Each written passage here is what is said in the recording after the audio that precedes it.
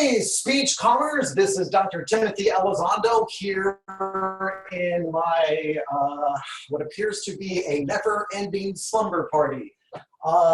Just thought that I would send you a message in order to do two things.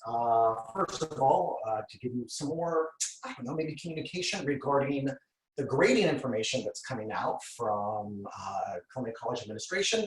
And also, after that's complete, to continue my quest to write a persuasive speech about the Fed's decision to buy junk bonds. Because as promised, I'm committing half an hour every single day to writing this speech because I believe it can be done. All right, so first of all, for those of you who are really concerned about the grade information, I encourage you to look at that information that's been sent to all students. I received an email from Dr. Melissa Raby today. She's one of the vice presidents of the institution, sharing with me that an email has been sent to students about the grades. So, from my understanding, my role in all of this is to steer the ship forward and to assign letter grades. And then, so I've been receiving some emails from students who've asked a really reasonable question, which is, well, Tim, how are you grading? Here's where I'm landing at this point, right? And again, I'm always open to more information from administration if or when things change. But to me, where the courses of Speech Com 1 and Speech Com 4 overlap is the persuasive speech. And ultimately, I think that it could be argued that the purposes of both courses are to evaluate if a student can deliver an oral message that is 6 minutes long, that is persuasive in nature. And if I, as a steward of the curriculum, can observe a student doing that and be like, yep, I think that's the course, right? So I think really my approach is going to be, the persuasive speech is required, and that I think the speeches will fall into one of two categories when I watch the speeches. There will be B speeches and there will be A speeches. And then we'll go from there, and then I letter grade. And then from my understanding, students have different options regarding what they want to do on that end. Does that make sense? Now, I also anticipate, in the wake of what I've just said, there will be some students who have unique and individual situations that they want to communicate with me, and I'm open to that as well. But I just do need to share with you kind of like a default position, if that makes sense. So I encourage you to sign up and continue on to, and hey, join us for the persuasive speeches and rant at a rainbow, or I don't know, shake your fist at, I don't know, whatever you want to shake your fist at. All right? So I think that's the grading policy part. So if you don't want to join me for my 30 minutes of working on my persuasive speech, I'll see you later. But other than that, I think I've got to get to work. So, all right. Let me set my timer here for 30 minutes. All right, because I'm just going to work on this for 30 minutes. And it's getting hard to motivate, I will be honest. And I'm not feeling super well. I've got the sniffles.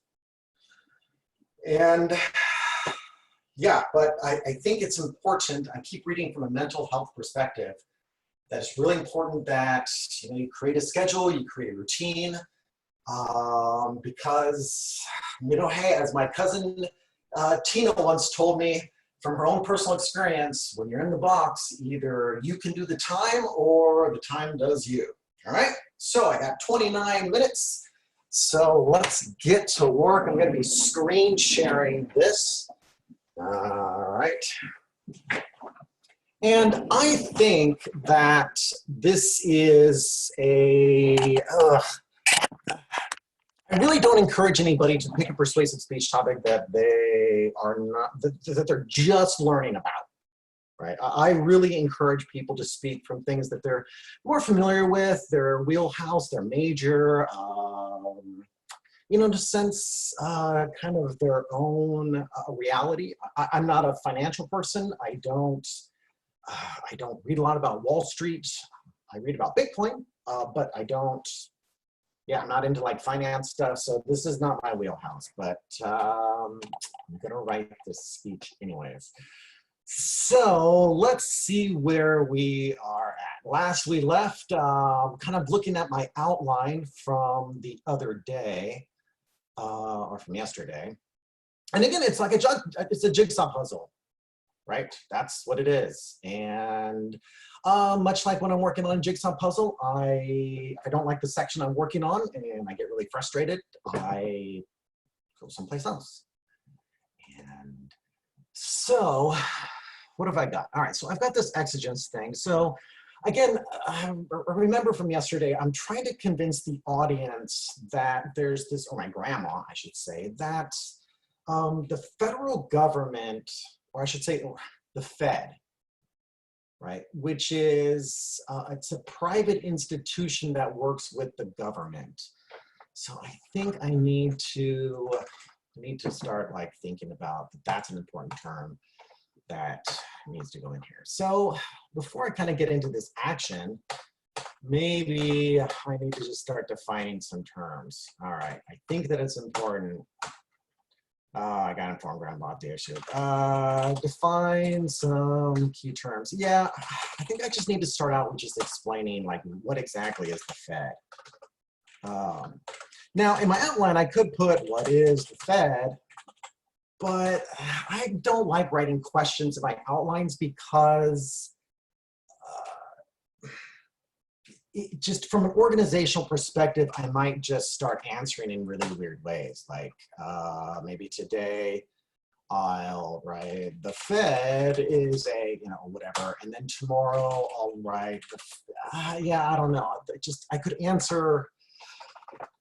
So instead it's the sentence, is what is the answer? Well, the Fed is and it's a private institution. So why don't I just go to a definition? Right, that's probably what I should just do. Fed Reserve. And I'll be honest, I have no shame going to Wikipedia. I'll do it. I'll do it. Now, I don't think I'd cite it in my speech. I wouldn't say according to Wikipedia. No, no, no. But I think as far as that's completely reasonable. The Federal Reserve Bank of the United States, right, arguably right, and then the world's founded right. It's comprised of duties, responsible assistance, Fed. Okay, cool. I'm just going to steal this. Guinea. Where's my word? Okay, so let's just go with the Fed. Is boom and go by. Well, sometimes you got to argue with font, and that's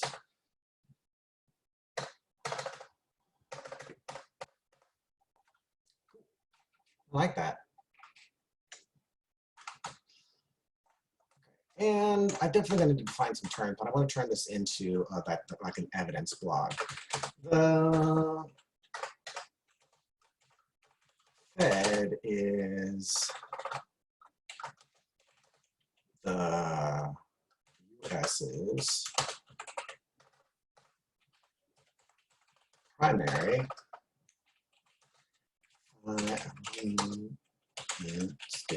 institution. Sure, why not? Bam. Okay. And then this is from, was it Investopedia? Investopedia.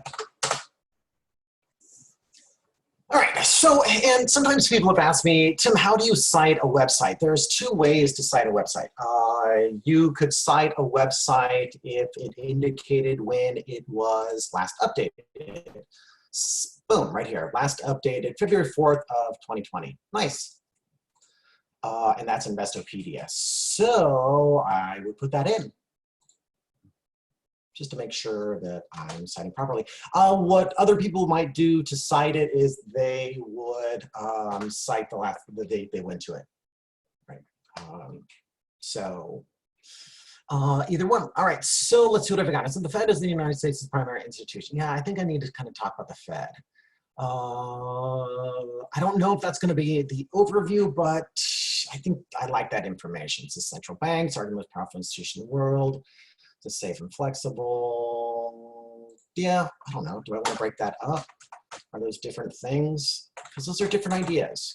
Those are different ideas. The system is simply known as the Fed. Yeah, it's comprised. I don't know if that's important. See ya. Yep. So I think we need to find some key terms, one being the Fed, and the second is,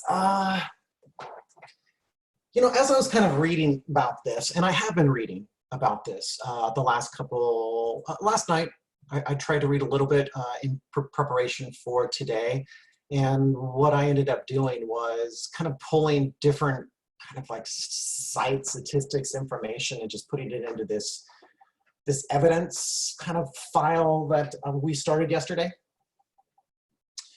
I'm not super happy with my research file right now. I've tried to kind of organize where information's come from a little bit, right? If you notice, like right here, this is this MSNBC article from yesterday that was Jeff Cox. And then down here is some information that I pulled from the Tax Foundation. That's here. And then here is a Bloomberg article. And then here is Wikipedia. But I don't know, just visually, I don't know, I'm not happy with that. I think that that's super dangerous. I think I could get confused really easily, start mixing up information, what came from where. So I don't know. Maybe I might need to have lines between this just to let myself know where different sources are. Or, I don't know. Yeah, or maybe. Yeah. I think initially, this is usually where I struggle sometimes, like the initial organization. Losing stuff. Right, that's why I have so many flash drives I've lost. That's why I always try to save. I save to cloud. I email myself these things. Because in addition, this is going to be information that I don't want to lose. I might use this next semester. I might use this next year. This might be, right? What's really nice is I have these two arguments up here that if I'm ever writing a paper or a speech in the future, I can always put this information in. I can copy it, right? I can paste it in an outline, and all I have to add is this analysis stuff. So what I'm doing is I'm just kind of creating files of evidence that I can use in my life. And that's what competitive debaters do, right? Over the course of a year, right? They just collect information for these giant tournaments, and then no matter what they have to debate about, they've got these files, right? And that was just really helpful for me as I went through college. All right, so let's see. So yeah, so there's some stuff. Now let me go back to this. All right. All right, so I want to say the Fed took some crazy action. All right, Mom, so you need to, or Grandma, you need to take a note. Here's what the Fed is. So I think the story is gonna be, oh, Grandma, hey, there's this institution known as the Fed. And recently they took some really crazy action. And what the crazy action they did, so when was this? Well, discovered, when did it begin? I think this can go out because this was going to be, this kind of implied how big is the elephant. That's in there in the money. But I think I need to funnel down like,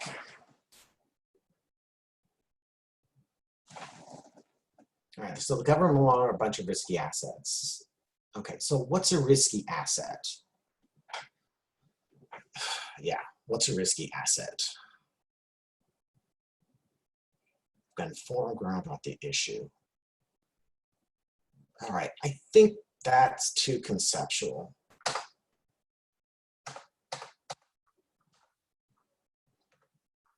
Think, what's the whole thesis? So what's the thesis of my first point? I'm trying to convince grandma or show grandma that last week's action by the Fed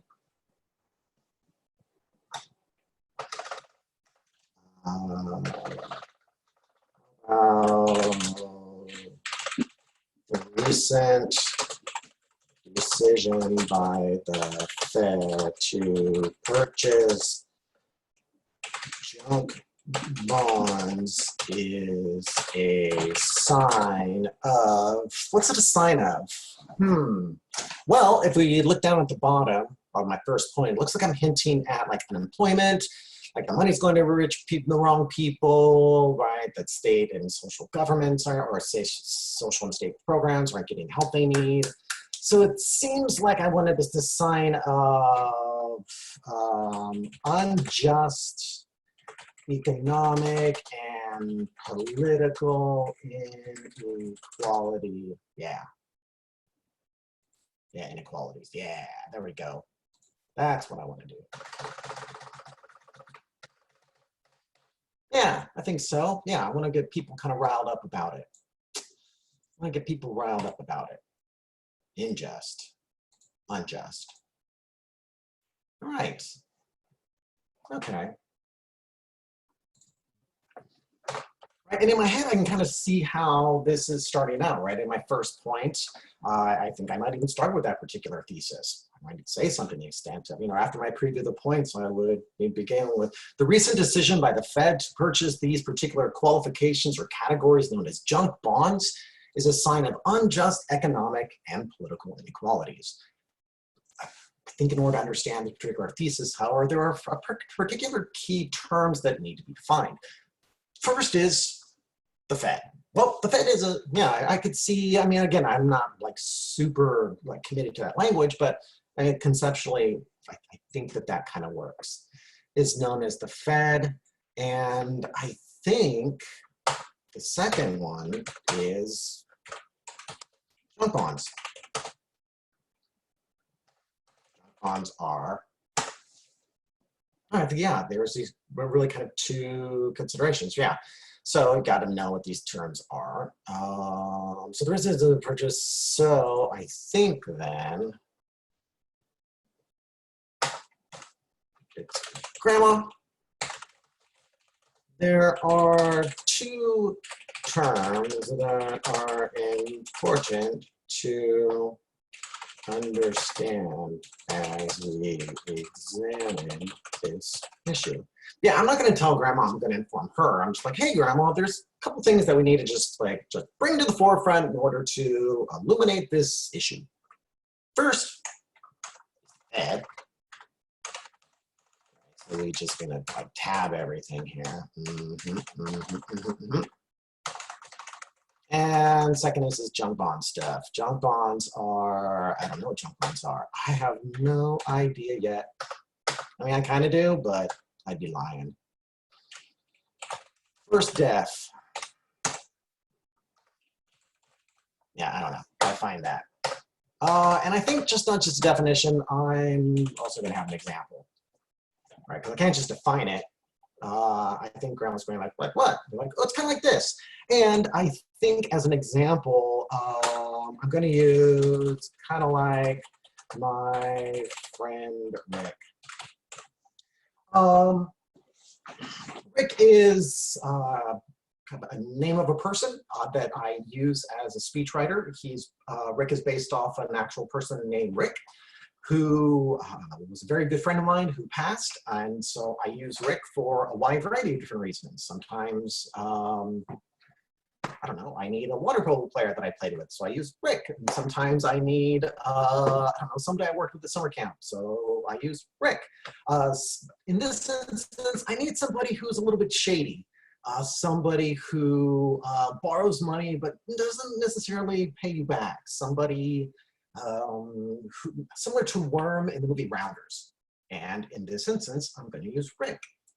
And how I'm going to use Rick, I think, is when I talk about junk bonds, I want to talk about how it's this term that's related to these bonds that financial institutions view as high risk in regards to receiving the debt associated with it, right? That it's not always the most likely you're going to get paid back, right? That's why the yield is higher.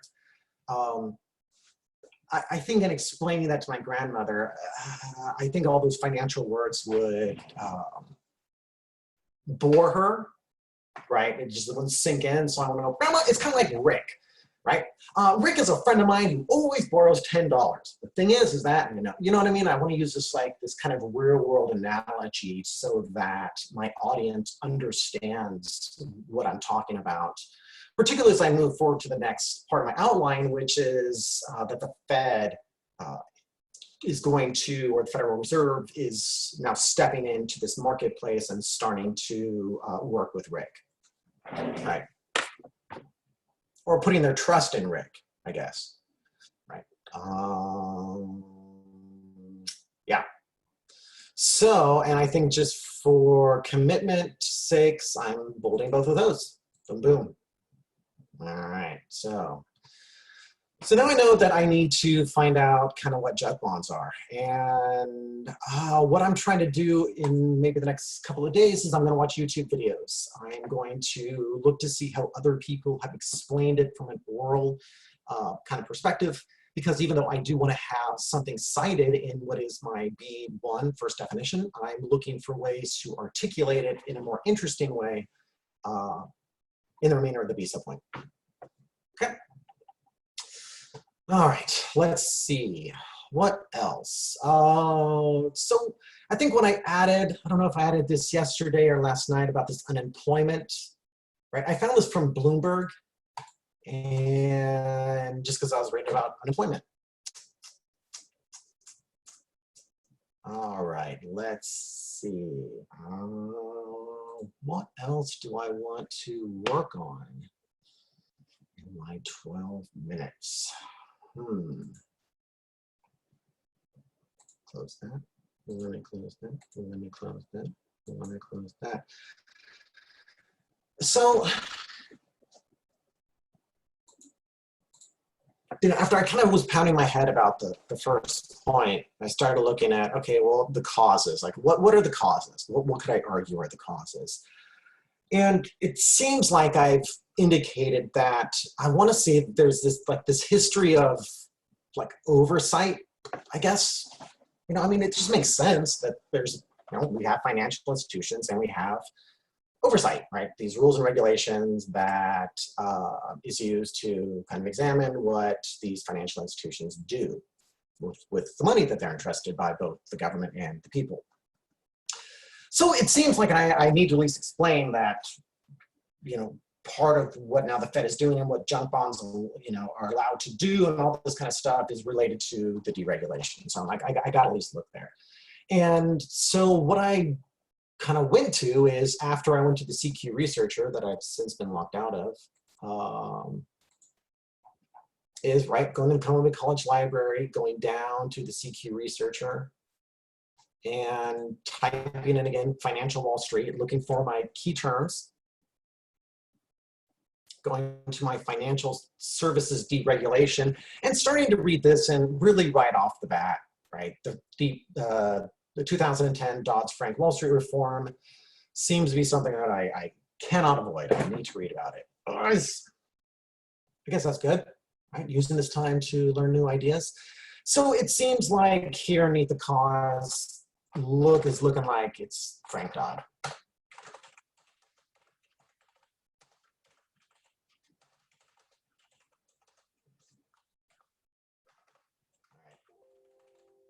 Seems like I need to bring up that it's reform. And I say that it's reform because looking at it, it's been modified since it was first proposed.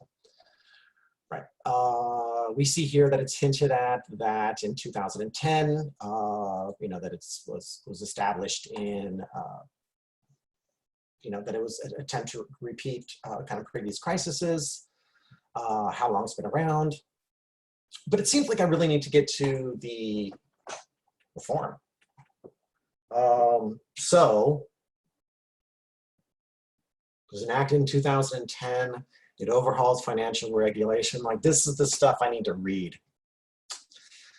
The stuff I need to read, and I think particularly I need to read when it was changed, like, and how it was changed. I don't know if all of this stuff is going to go in the speech at all, but I think what's going to go in this speech is going to be probably what's in the bottom. Let me see what's in the bottom of this.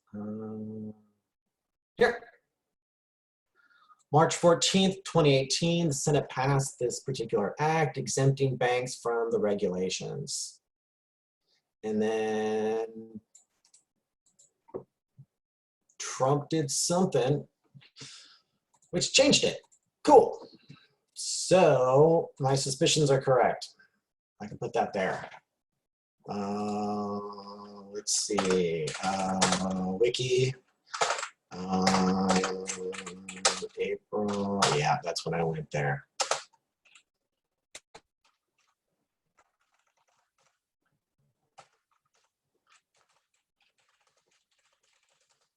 And I don't know, I could say Trump weakens the act. I don't know how people feel about that. That's my evidence. That's what I'm gonna do my audience analysis. It's very possible, that looks too small to me. That hurts my eyes. It's very possible that my audience, my grandma, she's a Trump supporter. I go to her house and she's wearing a red hat.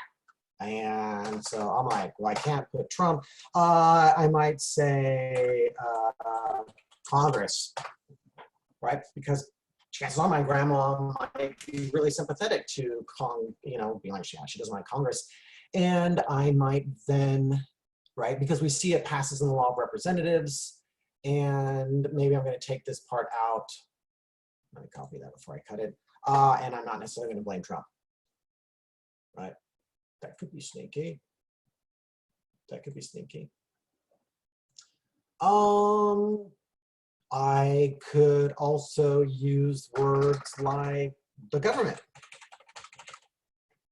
Or government's weakened the act, I don't know, or I don't know, fat cats. Yeah, I think you get the idea. But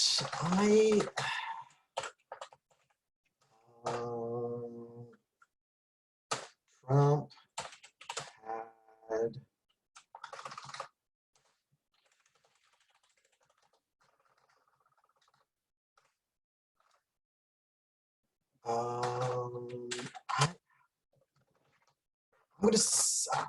I don't know what to write. Has historically targeted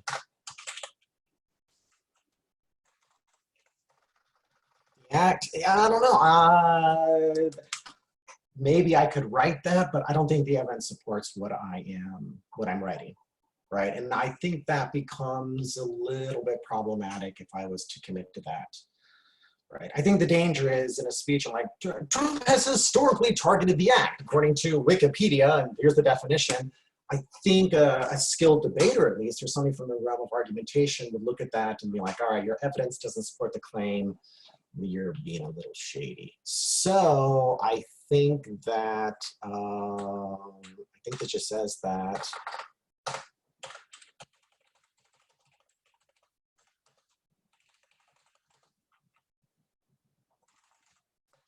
it just says government leaders reform the act. And I think that's really all it says. I think I need to figure out, I need to do more reading about what is the Dodd Act.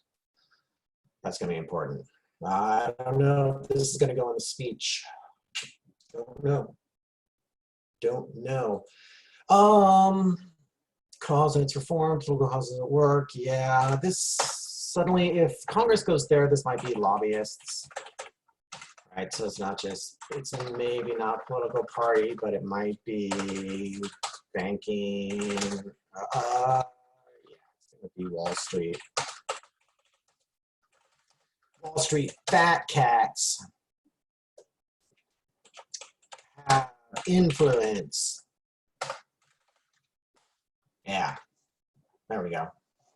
Yeah, like for example, wasn't there like a senator? I think it's the senator who she was on these committees that was receiving information about the way that the COVID virus would impact the financial industry, and then she had that insider information, and she sold a bunch of stocks for like $18 million right before it crashed. And I think she has like really direct ties to the stock exchange.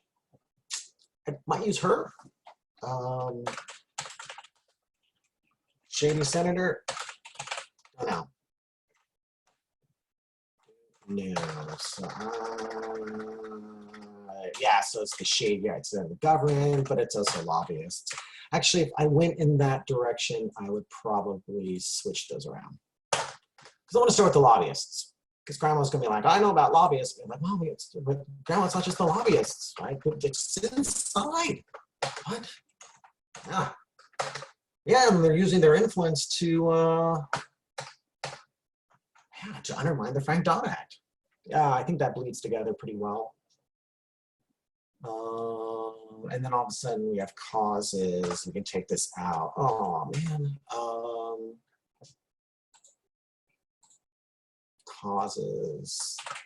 There are two major causes behind this terrible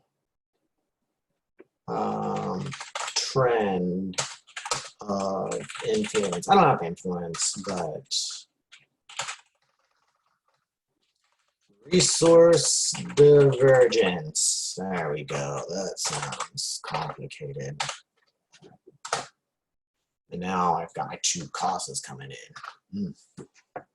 Wall Street fat cats and the undermining of the Frank Dodd Act. Cool. All right, so why is that A?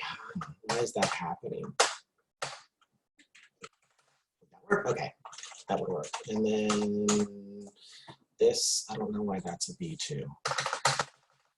Makes me nervous. This makes me nervous. Whenever my outline starts getting a little weird, like I start losing some of the format shape, I might just try to save this.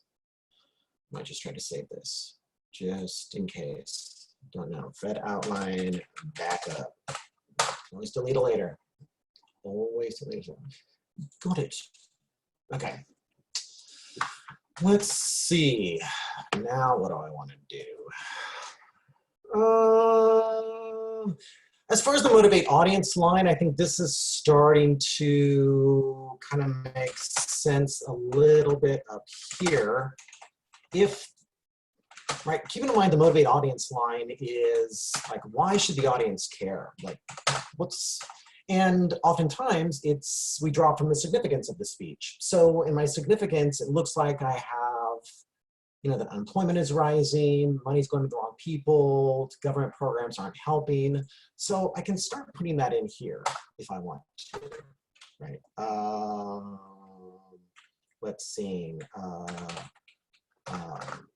I don't know, rising employment, rich, sucking the milkshake of others. And that comes from the movie There Will Be Blood, when they explain how certain oil companies kind of drain resources from other places around them. The lead actor calls it sucking the milkshake. Again, my preparation outline, so it's just kind of from me, but it just reminds me of kind of the spirit of, I think what I, like the tone I want to be keeping in this speech. And motivate audience. What else was down there? Programs not getting help. All right, so by doing the research down here in the significance point, I'm also writing the motivate audience. I think these previews of the points are starting to come in a little bit, right? Because we can always cut and paste this, copy that, put that there. We've got this, then we can put there.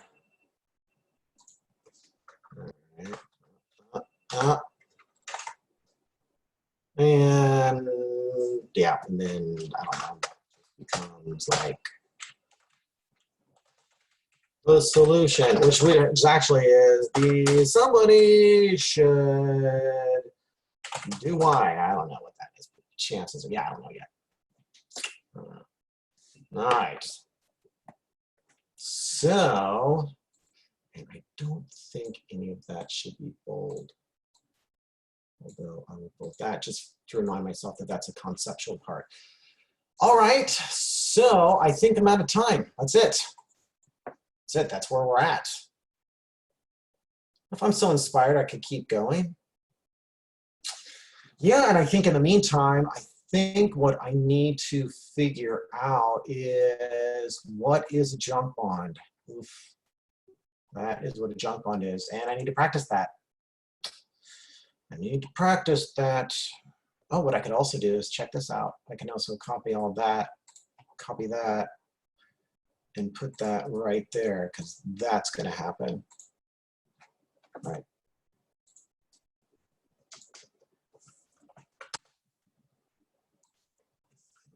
Oh, this is kind of risky. Can I do that? Okay. Whew, okay. Yeah, because that's going to go there, because that's just the review. It's not the preview anymore. It is now called the review of points. Bam. All right.